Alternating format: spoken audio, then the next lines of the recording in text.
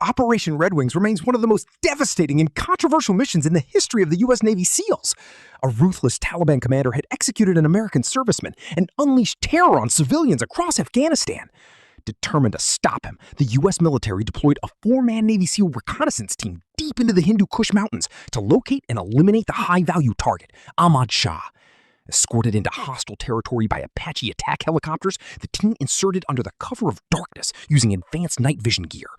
Moving like ghosts through the mountains, they finally reached an observation point overlooking the Taliban camp and transmitted surveillance footage back to headquarters. Once the target was confirmed, the lieutenant led his men toward a better ambush position. But as they advanced, their radio signal became weaker until A group of local goat herders unexpectedly wandered into their hiding place. The team froze, hoping the civilians would simply pass by. Instead, one herder accidentally stepped on a seal's leg, exposing their position. With no other option, the team detained the 3 herders. When they discovered one was carrying a handheld radio, the situation became even more dangerous. The lieutenant now faced an impossible choice.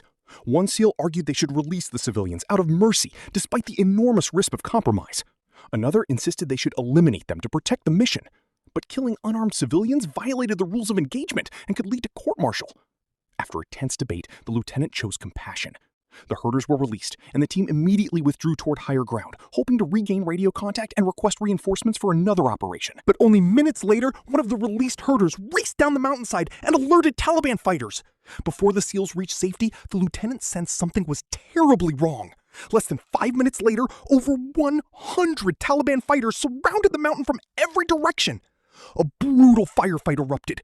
Pinned down by PKM machine guns firing from higher elevations, the 4 SEALs were forced into a fighting retreat, taking turns providing covering fire while the others moved. Hidden behind rocks and dense vegetation, the Taliban knew the terrain far better than the Americans. Wave after wave of enemy fighters poured into the battle, pushing the small team to the edge of annihilation. When heavier weapons appeared on the ridgeline and 2 teammates had already fallen, the lieutenant made the ultimate sacrifice. He climbed onto an exposed, rocky slope, fully aware he would become an easy target, just to find a radio signal. Against all odds, he successfully contacted headquarters and requested immediate support before being cut down in a hail of gunfire.